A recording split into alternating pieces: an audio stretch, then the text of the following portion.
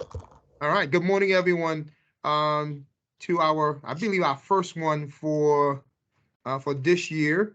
Before I even get going and introduce our guest speaker, I just want to thank John Casbaro, Miss Thomas, the whole Miss Jackson, the whole team working with John to make this possible. Thank you to John and his team for today and for the future presentations that we will have. Our guest speaker is Caron Butler. He was born and grew up in Racine, Wisconsin, and had a tough childhood. His mother raised him and his half brother, Melvin III, as a single mother. She worked two different jobs to feed her children. He did not go to school for many years and spent much of his time in juvenile detention centers, DJJs. And one of these detention center, um, he became aware of his basketball abilities.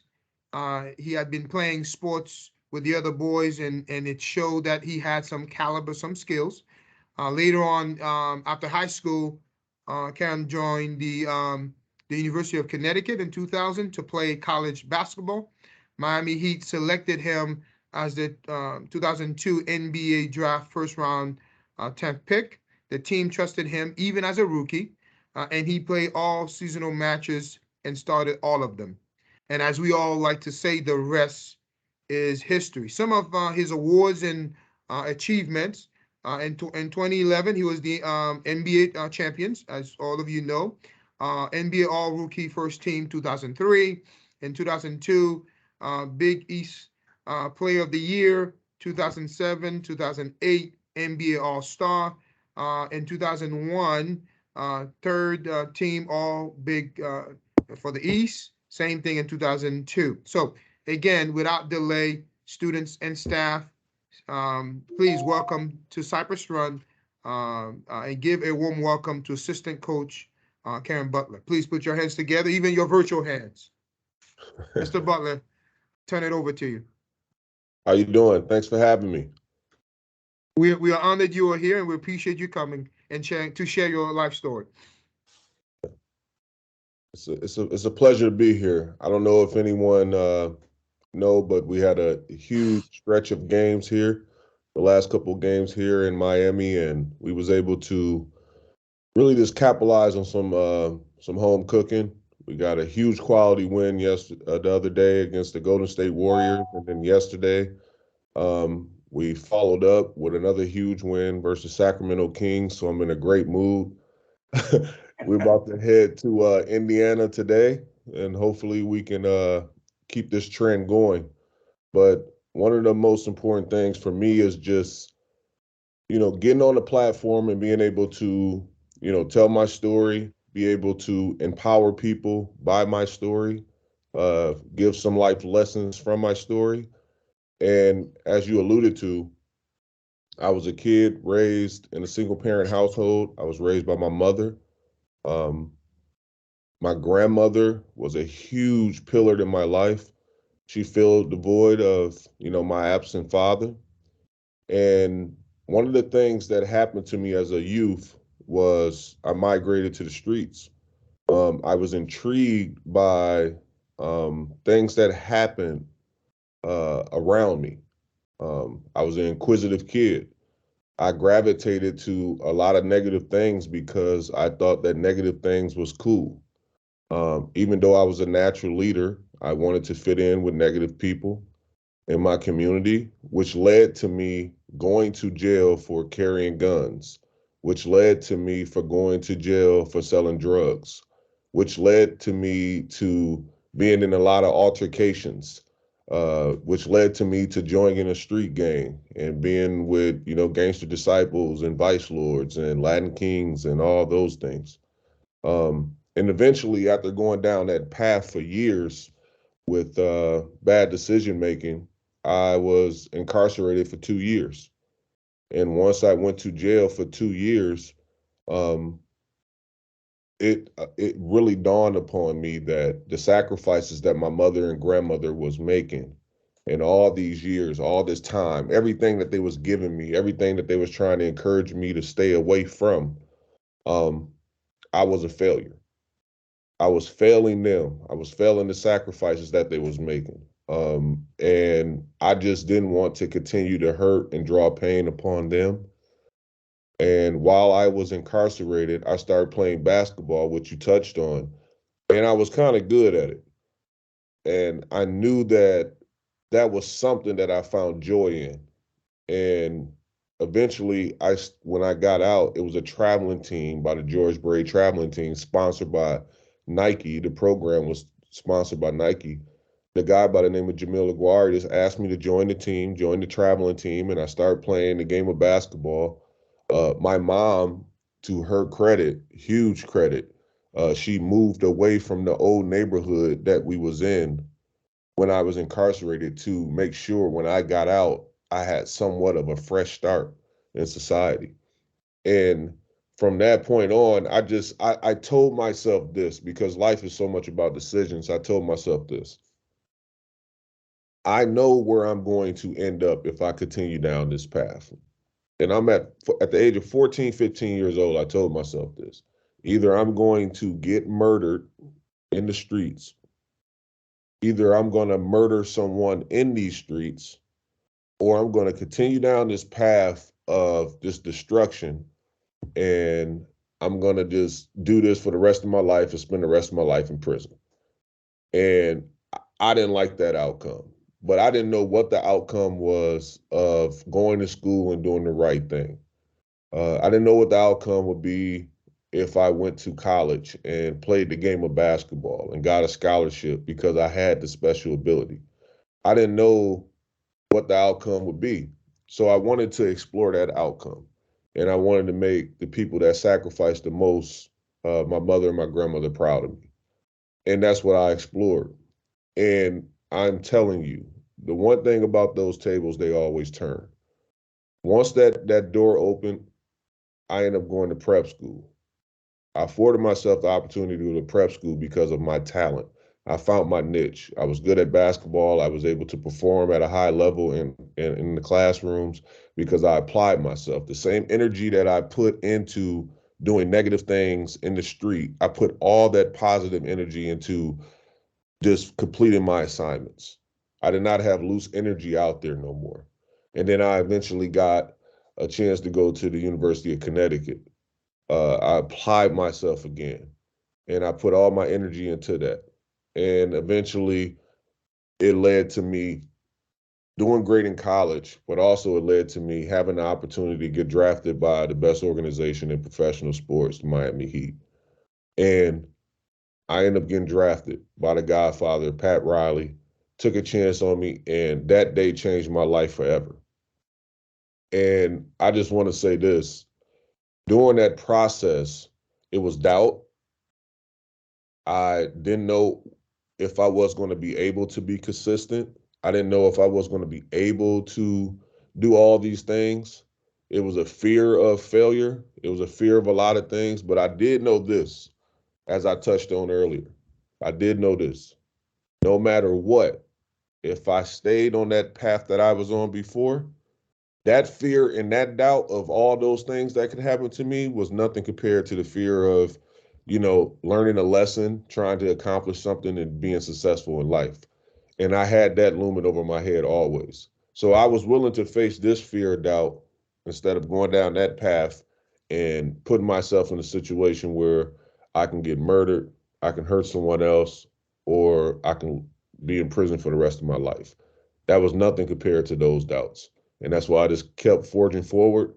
And, it has led to me, and I apply that format to everything in my life. Being a producer of content, I've won Emmy Awards for being on television. Everything that I do, I apply that same method, like just emptying myself into my craft, being the best version of myself. And it led me to being on the sideline for the Miami Heat right now as an assistant coach. Uh, and I'm just forever grateful. And that's why I'm grateful to be in front of you today.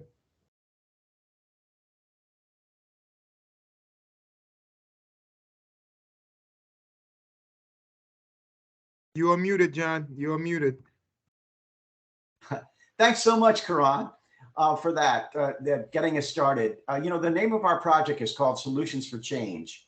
And you are the first of 4 people that will be, the students and the staff will be interviewing this year regarding not only their lives, but the social justice issues that they have recognized as issues in their own lives, and how those social justice issues may have affected you in your life.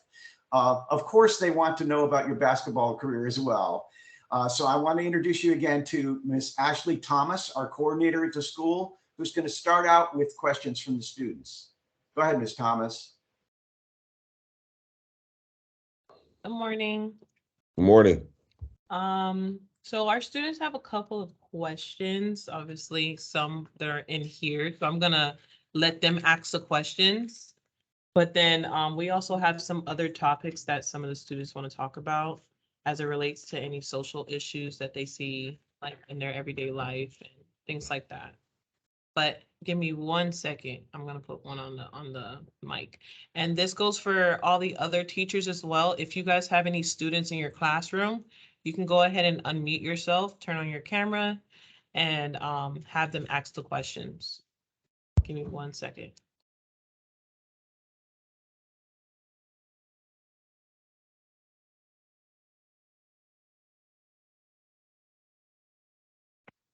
Hello. Yeah, my name Matthew, and I just wanted to ask you like how long you were playing for Miami Heat? How long was I playing for the Miami Heat? Yeah. I was with the Miami Heat for 2 seasons. Um, when you go back to Dwayne Wade's rookie year, he was my rookie.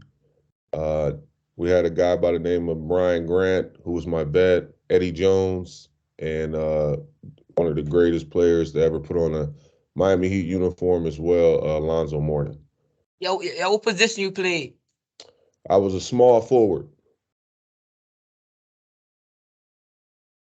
What are some positive ways you handled conflict during your difficult times? I think one of the best things for me is defining reality, and not just reacting on emotions. When I was younger, the way that I handle conflict is that, you know, I was like a rescue worker to it. I ran exactly to it with all the emotions and anxiety that I had attached to it. And I just wasn't the best version of myself. Now, how I handle conflict is I try to find solutions instead of just adding on to the problem. And I mean that seriously because you see so many real things happen. We've seen, so many deaths in real time, that has happened just what 24 hours ago. To just resonate with you a little bit better, someone like Takeoff, passing away, and the tragedy that happened in Houston. And it's an artist that my kids love, and Bingos is a great art rap group, and just how that could have been so prevented. And I just think that we have to start valuing life more. We have to understand that we don't have to add fuel to the fire. When things start to escalate, people need to start looking to have solutions instead of adding on to it. Hi, good morning, Mr. Butler. How are you? Good. I have a student, he's a 9th grader. He has a question for you. His name's Enzo. Go ahead, Enzo. Good morning, Caron. I was wondering, Morning. you have a street named after you called Caron Butler Drive in Racine, Wisconsin. How does that affect you to day-to-day basis, and how are you emotionally attached to it? That's a great question. The reason why I'm grateful, and how it affected me is that all the things that I talked to you about in my introduction, when I talk about carrying guns, going to jail, in and out of prison, all that stuff, losing friends. Some of my best friends got murdered on that street, and to be honored on that street for all the good that I've done, and after going through those experiences, I was just so emotional when they decided to rename the street, the boulevard, after me. Um, and I shed a lot of emotions when that happened. When the mayor came out, they did the ribbon cutting. I was just thinking about everything that ever happened on that street. And it was just, I was just overwhelmed with emotion. And that's why I'm trying to revitalize the street. We got a community center on the street. We got an outdoor court I just built. We got a community garden on the block that I just that they renamed after me. I'm looking to do grocery store and a lot of Habitat of Humanity homes, and just keep revitalizing the block up and down. Thank you very much. You're welcome. I think we have Mr. Diaz. You can go ahead, Mr. Diaz. Hello, my name is Maxim Bodana. I have a question. Okay. The camera's not working, The so camera's not working, but it's maximum both down. yeah. So how did you leave the gang lifestyle so easily? Like, what did you get like jumped out? Did people try to kill you and stuff? So that's a great question. A lot of the gang activity that we was part of was called growth and development. That's GD. And the biggest thing about growth and development is going on and being something bigger for the community. So to answer your point, everyone in my family, because of the neighborhood that I stayed in, was, part of this union, part of this gang. But when I left the neighborhood, it was kind of like, I was a casualty to, just the depletion. No one was looking for me. No one had expectations for me because I was incarcerated. So to understand how this gang stuff work, it's like if you can't be an asset to the violence or anything out on the streets, you have no value to a gang. You don't have no value to a gang when you're incarcerated. They don't need you. You know what I mean? They don't need to use you. They can't utilize you because you're in jail. You're already a casualty. And when I got out, I didn't feel no obligation to anyone. I felt like I paid my debt to society. I felt like I paid my debt to the gang, and I just removed myself from all the negative influences that was around me. And I never looked back. And then, when I was probably 5, 6 years later, when I started coming back around the neighborhood, I was so far removed from everything that I was into. People saw me in a whole different light. They didn't see me as, Caron carrying guns and things like that. They saw me as Caron the Hooper. So like it was a really just like format change where they just viewed me different, and I was able to navigate through my neighborhoods totally different after that.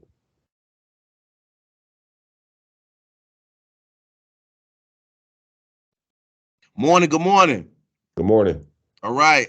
I have a young man here to ask you a question, sir. His name is Jordan Smith. How you doing, Jordan? I'm good. I just wanted to ask you, like, how long you was locked up for? I was locked up for 18 months. And I did a whole bunch of stints where I did, 2 weeks or, week and a half, 6 weeks, things like that, because I got arrested 11 times throughout the course of, from the age from 12 to probably 14, and then eventually they gave me the 2 years after that.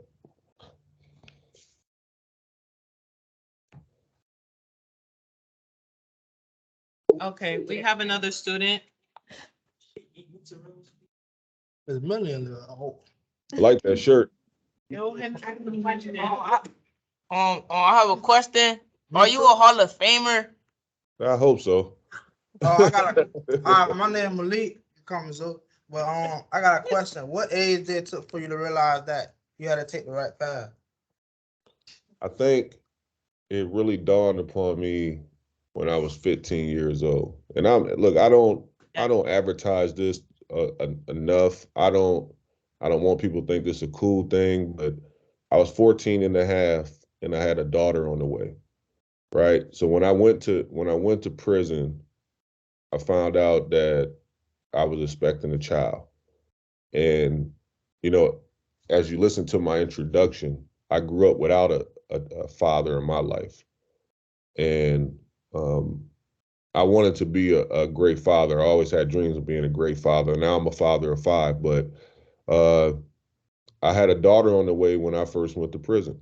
And that really just sparked my mind to just be better as well. Like I wanted to make my mother and grandmother proud because I know all of you, if you any similar to me with situations not having a male role model around, the people that you lean upon most is your mom and your grandmother. And I also had a child on the way. So I just wanted to do right by her. I wanted to make her proud. I wanted to, be a great father. All right, good morning again, sir. I got one more question for you from a student. Go ahead. So I wanted to ask, while you were in jail, did you run into people who were also involved in gang violence and didn't too much agree with what you did, like had it out for you? So that's a great question. I think to everything that you ever done, it will be consequences. You may not pay them directly.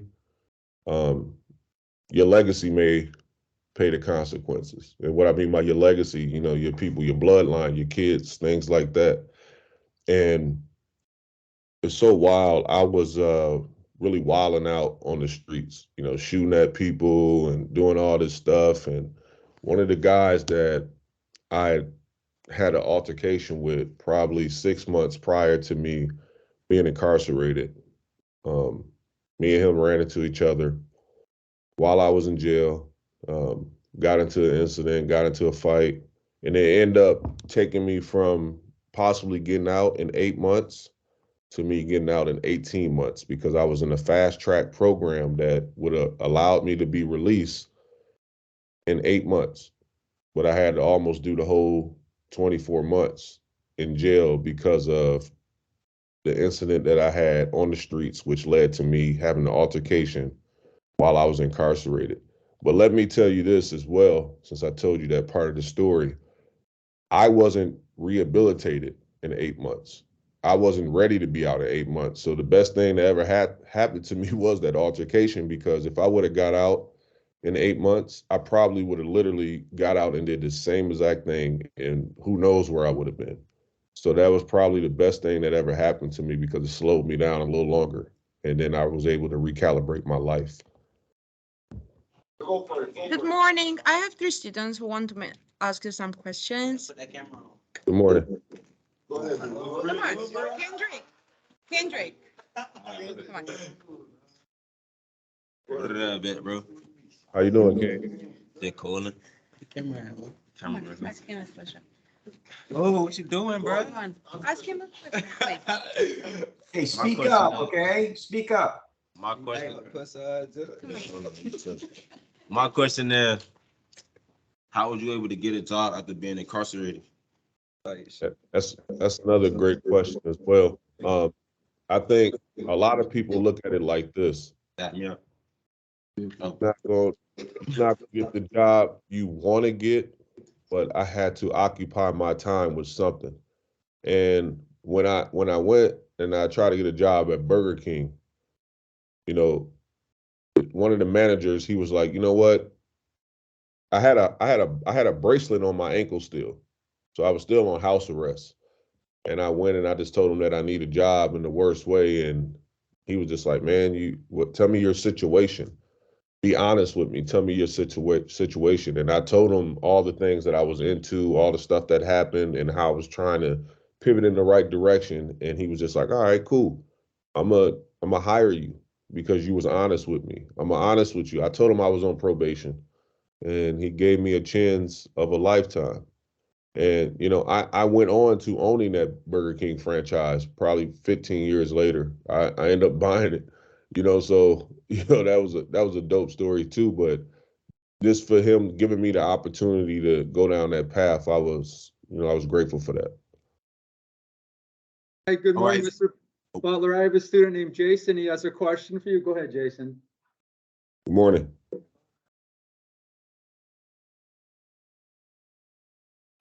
Sorry, Jason, give me 1 second before you go. Please, guys, make sure that you're using appropriate language, please. And after you go, I think Miss O's class has a question.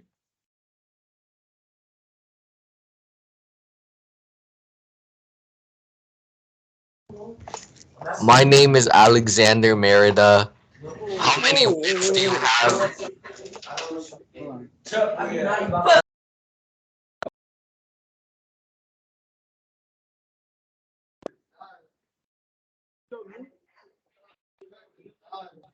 Okay, so we'll go to the next person. My name is Alexander Merida. How many wins do you have, sir? I would say this. I can Google it, but I think I've won like 70% of my 70 to 75% of my game Jason, I'm gonna ask it for you, okay? as a player. All right, sir, I have a question. I'm not sure Oh, if we're going sorry, in. Mr. Mr. Okay. Bentley. Sorry, it's Okay. a line. I'm not gonna hold you. Go ahead, Mr. Fortenberg, and then Miss O's gonna go right after. My student's question was, what was your path from basically once you got out of juvenile to UConn? Did you play on AAU teams? Did you play in high school? How did that work? So I did play on AAU basketball teams. I played with a traveling program by the name of the George Bray Community Center Traveling Program, which was sponsored by Nike. Um, I met a guy by the name of Jamil Aguari. Um, he was a community activist. He was a Muslim.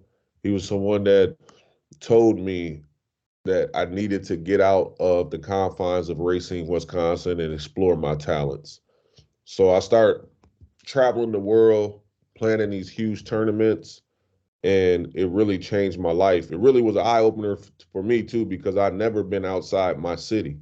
I never drove down to Chicago. I never done all those things. So once I saw something different, it changed my life forever.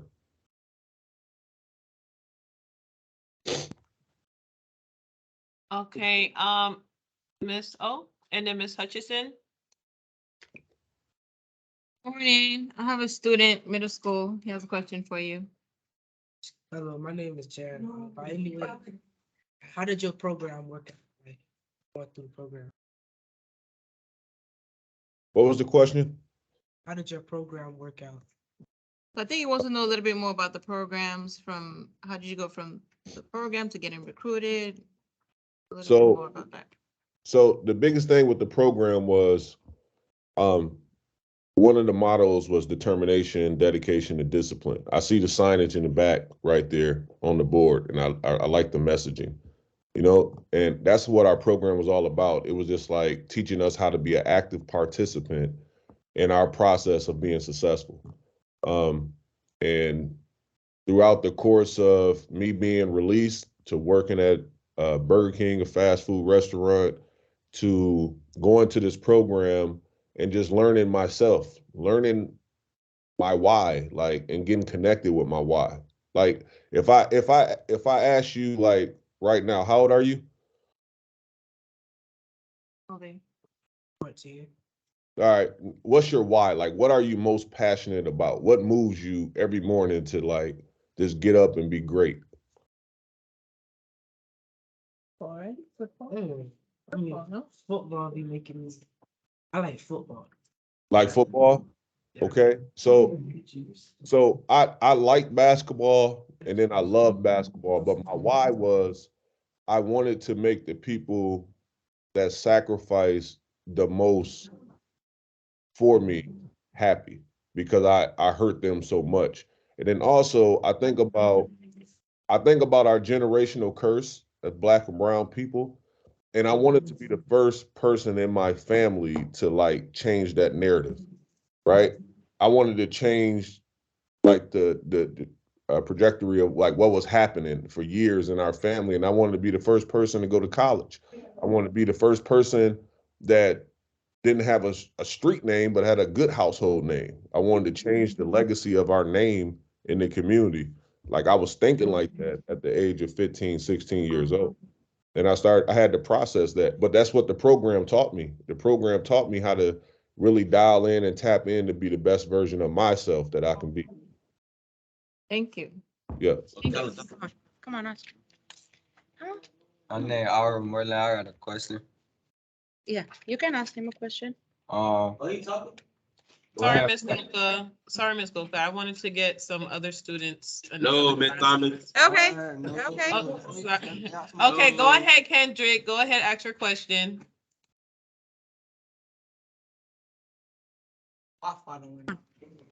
Turn the camera on.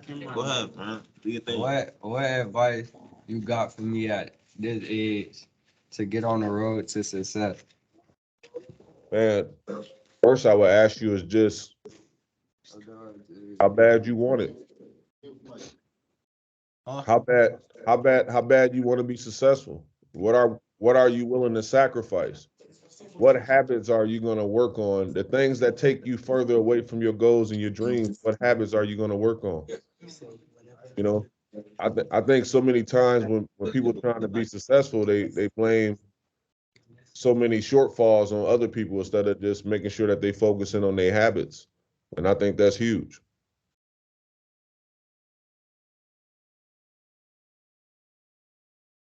We definitely agree, especially with our population. Hi, Caron. Miss Hutchinson, do you have somebody in your classroom? I see your hand is raised. Go ahead, go ahead. Oh, my name is Lee. I got a question. Good morning. This is Miss Wilson. I'm on Good Miss morning. Hutchinson's laptop.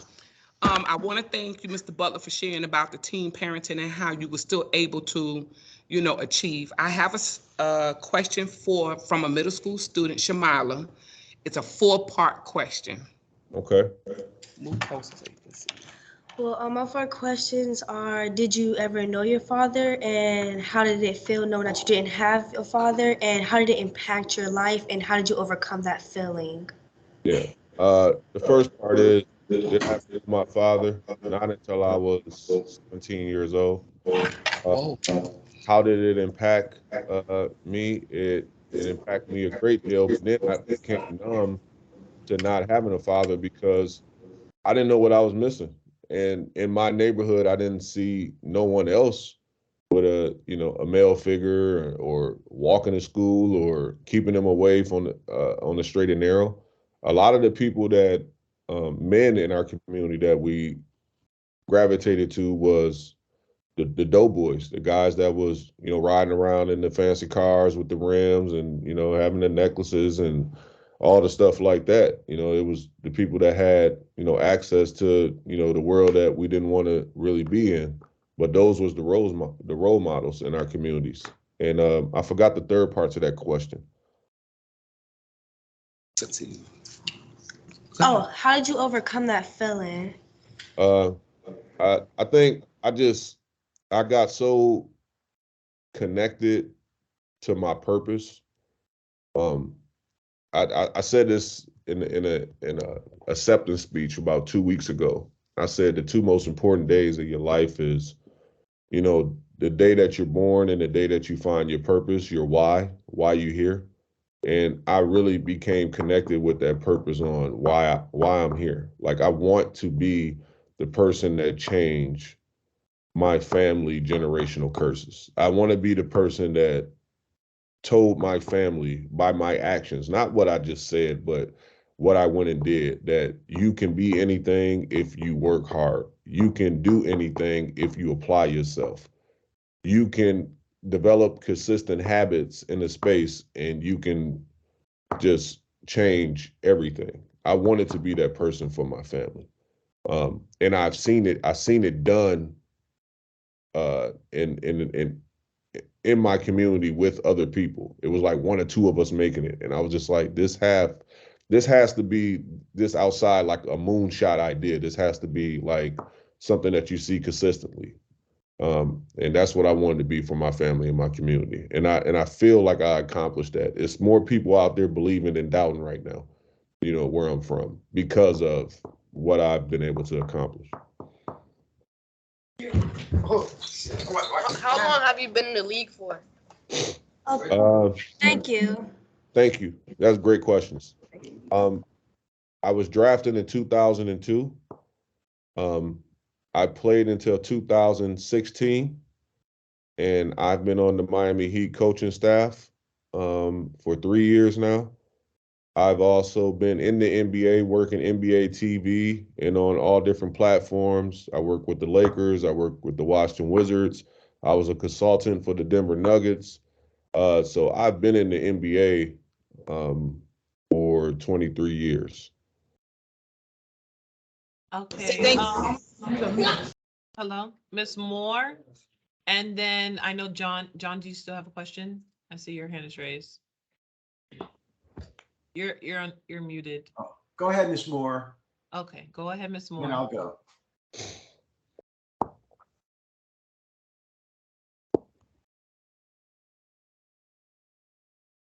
Miss Moore. John, you can go. You can go while we wait for Miss Moore. Okay, Caron, as we sent you, there are a number of issues that the students identified in a survey that they did that have to do with social justice issues. We're wondering if we can explore those, if you can explore those a little bit with us, and if any of these applied to you, and what your feelings are about creating change.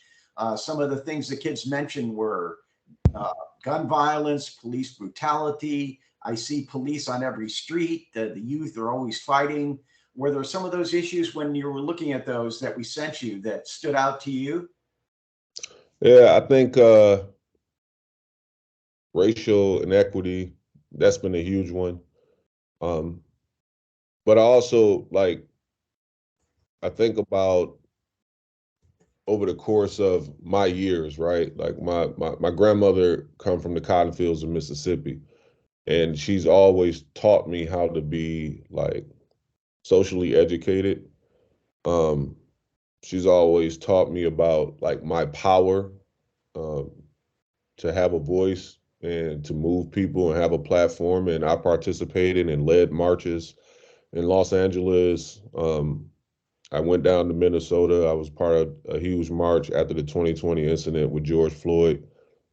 I've been on panels and I've been an activist in my community. I'm a platinum member of the Juneteenth Day for over 15 years that we run in our community back in Racine, Wisconsin.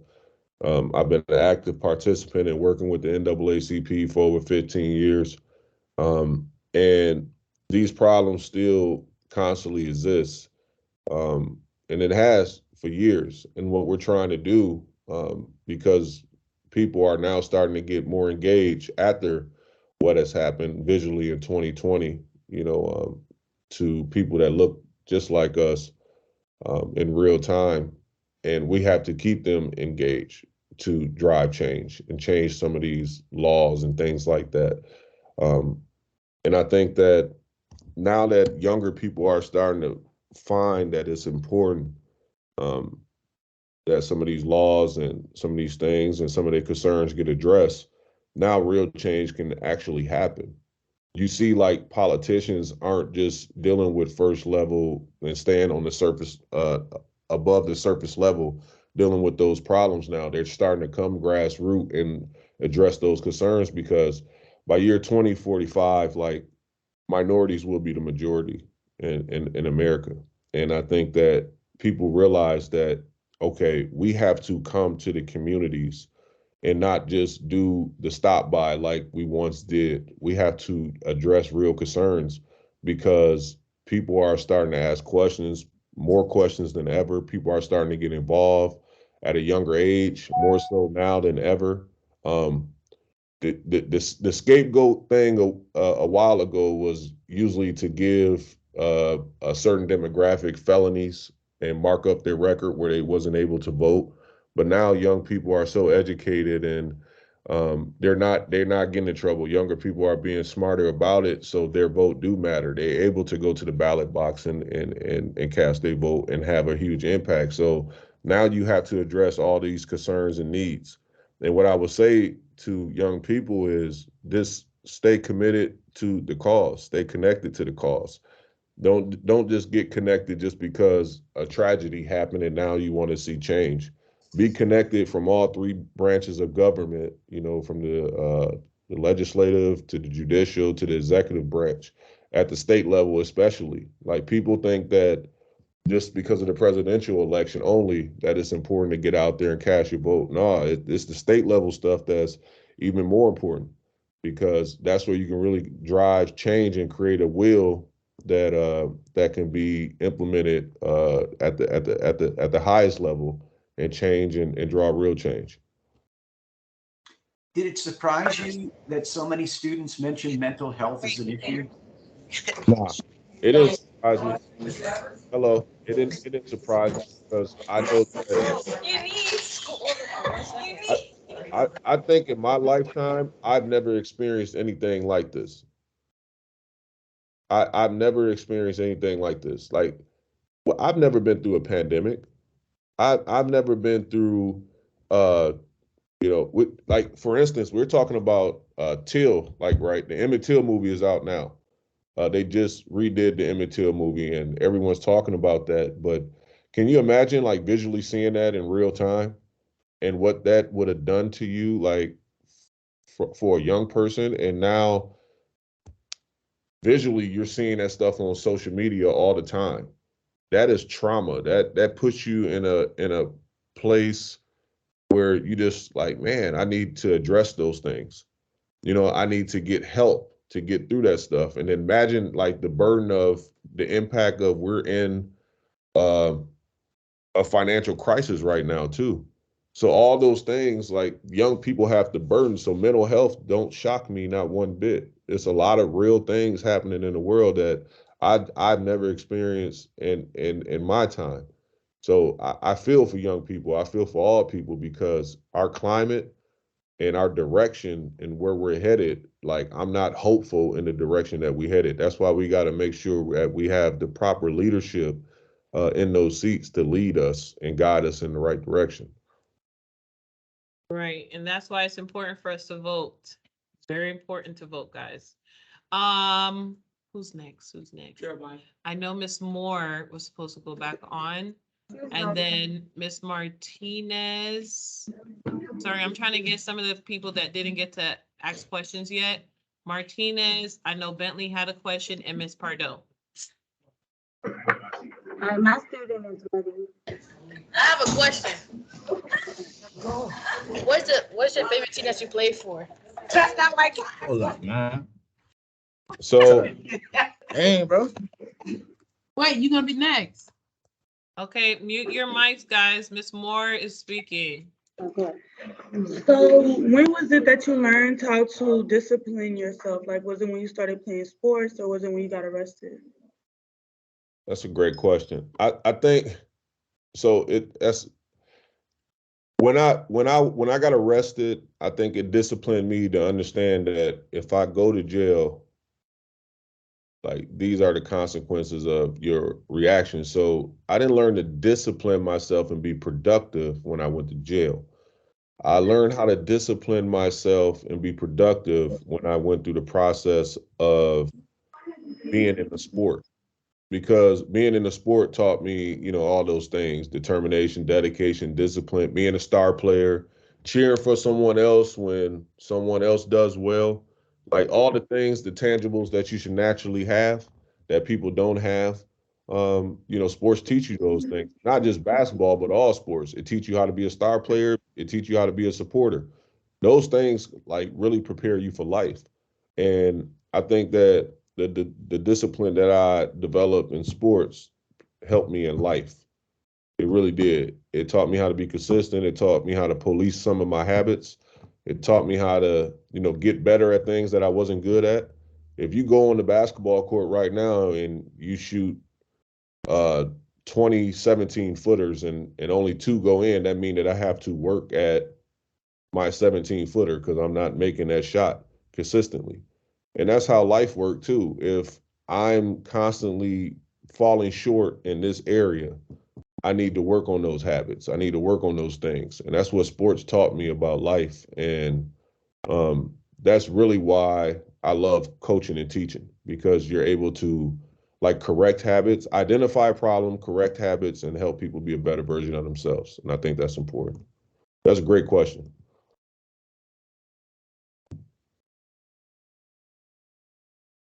Go ahead, Miss Martinez. All right, sir. I got 3 questions for you. What's your name?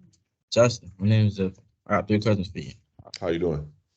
So the first one is coming from where you from, right? And then going like straight into the NBA. And just your environment. How did you learn how to handle money to the point where you could buy the Burger King that you worked at? Like financial advice, like yeah. Yeah, that's a great question. I think the thing that I was always good at was saving money and just being like a natural like go-getter, being a natural uh, provider, being a natural hustler. But I was also always inquisitive, right? I was always inquisitive because, and what I mean by that is that I asked a lot of questions. So when I first started working at Burger King, people would just do their job and they punch the clock, they go home, right? But I wanted to know how everything worked. I wanted to know how the drive-through work. I wanted to know how do you cash count? How much money do you put in the drawer? Why you put that money in the drawer? How do you work the front desk? How do you work the drive-through? How do you work the boiler steamer? How do you work, the stock exchange? Why do they bring so much beef patties in and put it in the cooler? Why do they put some out? Oh, they throwing out the food. How do you count the cups? How do you count the straws? How do you go through the inventory? And before you know it, because you asking so many questions, now you know how everything work around you. That's why I'm in so many spaces as, a human being because, I deal with social justice issues. I'm part of the Vera Board, Institute of Justice, because I ask so many questions that I know a lot about social justice issues. I learned about finances because they don't teach you about finances in school, which I feel like is a huge Achilles heel. But I learned about finances because I one day wanted a lot of money. So I needed to know about money. So I learned how to do checks and balances and things like that. And that's how I learned about finances. I end up even while I was in the MBA, I went back to Harvard Business School and put myself in case study classes where I can learn more about money because I just assumed that I was going to create generational wealth and I needed to know how do I allocate these funds? How do I, create generational wealth and how do I make sure that it's distributed throughout the course of my lifespan? So that's a great question. But that's it in a nutshell from that part. All right. So my other question is, what's the greatest thing you accomplished? Oh wow. The greatest thing I ever accomplished, I think, is this being and I mean this for real, this being a great father, a father that's connected with my kids. Um, I talk to my kids every day, all of them, every day. I got 5 children, uh, and I'm so like part of the fabric of everything that they do, and I'm forever grateful for that. And that's just the way I wanted it to be. Um, and I'm most proud of being a good husband and just being able to provide for my family by the decisions that I made. I could have easily done all the other things, but I'm most happy about being able to just do all the things that I dreamed of for them. All right. So this is my last question.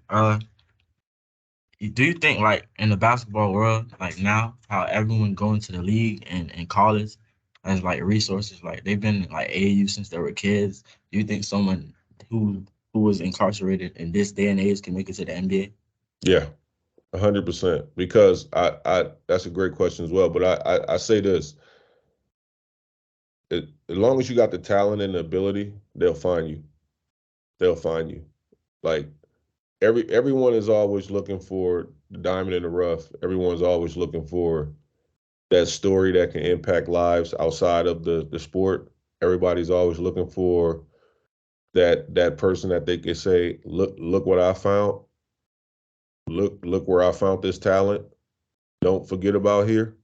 Because you have a system that's created where people go to overseas and now you see some of the top players in our league uh, are all overseas international players. So that market is being exhausted. So you need, some of these guys that that may have fell off the radar, fell off the grid early and continue to work on their craft. And now they get the proper leadership around them and guidance. And now they're able to just, come out of a terrible situation and just provide inspiration. So you do need that. Okay, Ms. Pardo. Then I have a student in here, Mr. Fordenberg, Mr. Bentley, and Miss O. You guys still have questions? Good morning. Good Yes? morning. Morning. I'm Ms. Pardo. I have a student who has a question for you, sir. Go ahead, Jeremy. How many points you drop a game? Depends what year. My best year, I was averaging 21 and a half. Okay, so I have a student in here. He Thank has you. a question as well. Excuse me. So you know how like you got arrested and you put your parents through a lot of stress. You think your kids are that same to you, or no? Here's the thing. I think what my kids are doing and what they are exposed to. When I said breaking generational curses, I think that the life that I led, like because I did and went through that hell, their life is different. The way that they was raised is totally different than the way that I was raised. So to answer your point, I hope that don't happen, but if it did, I would be there for them. But I think because they have access to things that I never had access to, mine operates totally different than the way that my mind operated at 12, 13, 14 years old. And therefore, that's why it's always important for, these type of conversations to happen with, 11, 12, 13, 14, 15, 16-year-old people, because it's so much hope.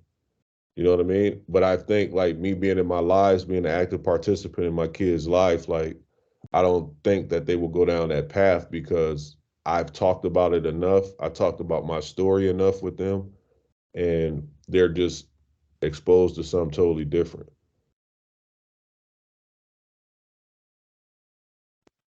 What did you do to get your record expunged? Well,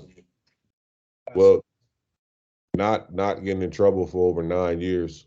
And then I was able to, because I did have a felony on my record. I was able to go back to the courts and eventually get that blemish off my record. But I think even without getting your record physically expunged, which mine was, but even without getting your record physically expunged, you can get your record expunged by just changing your habits. Like if you go through something and then you're not that anymore and you made some bad decisions, you can easily change your decision making going forward, and just that's how you expunge yourself. You don't need symbolic recognition or anything like that to expunge yourself. You can just change your habits and be a better version of you. And I think that's important to understand as well. Thank you. Thank you for reiterating that to our students, because this is something that all teachers have to continue to talk to our students about. You can just stop what you're doing and continue to stay on the right track, but you're choosing.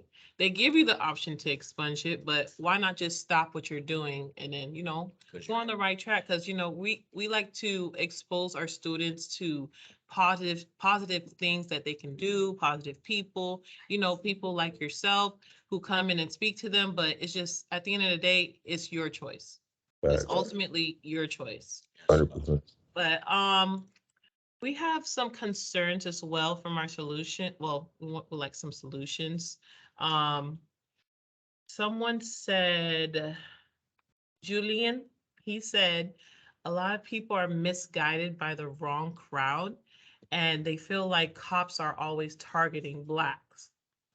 What do you think about that? Well, I would definitely say this, and it's something that we've been working on, the Beer Institute of Justice. And I like to always say, like, the first thing you have to do is define reality. So here's the reality.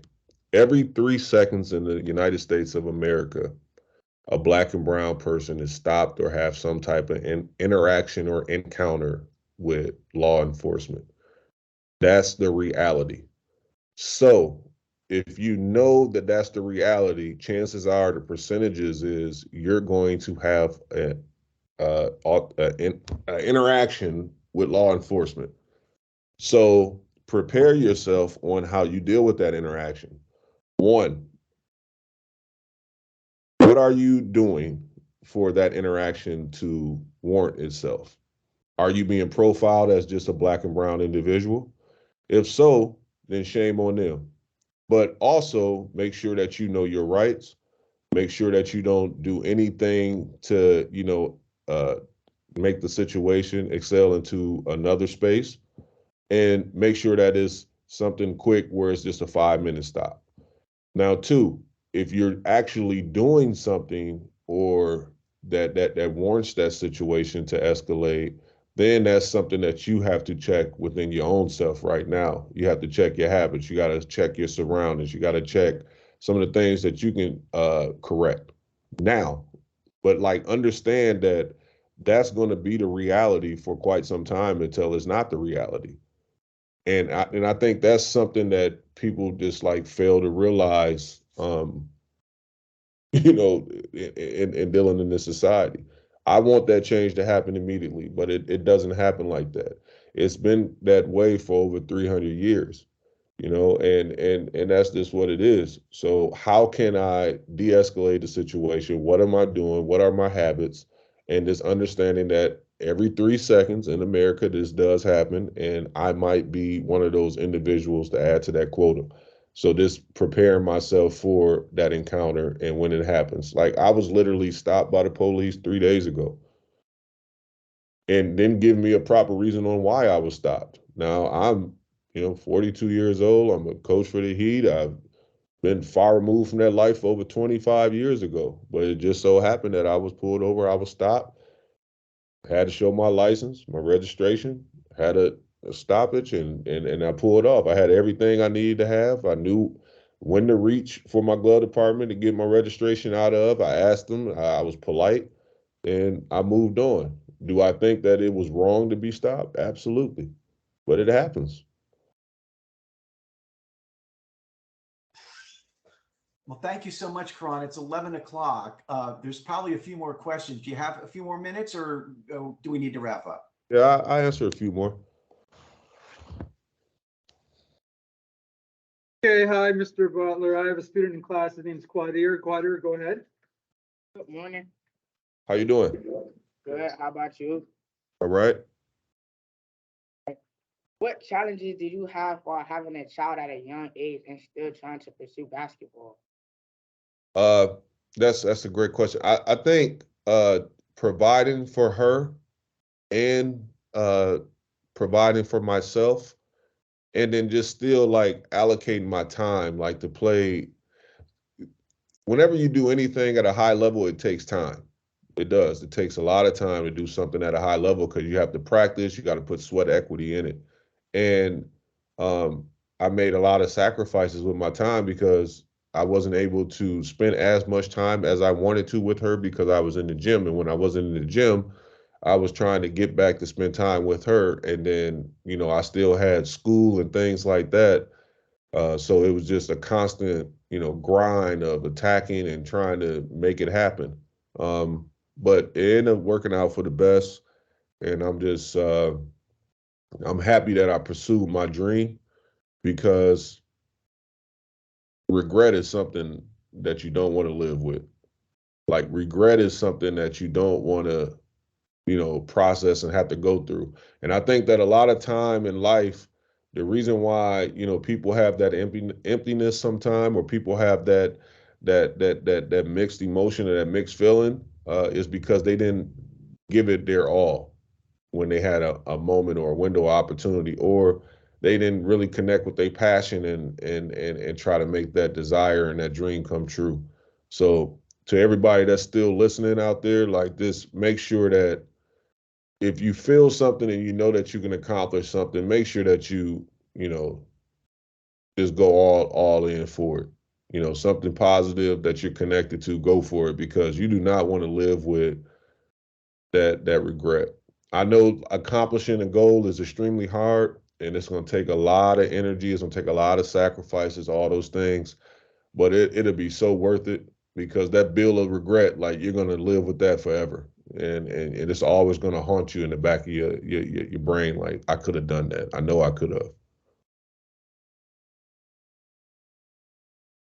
Thank you, Mr. Butler. But before we wrap it up, teachers, can you unmute, well, not unmute, turn on your cameras so that he can see you guys and wave?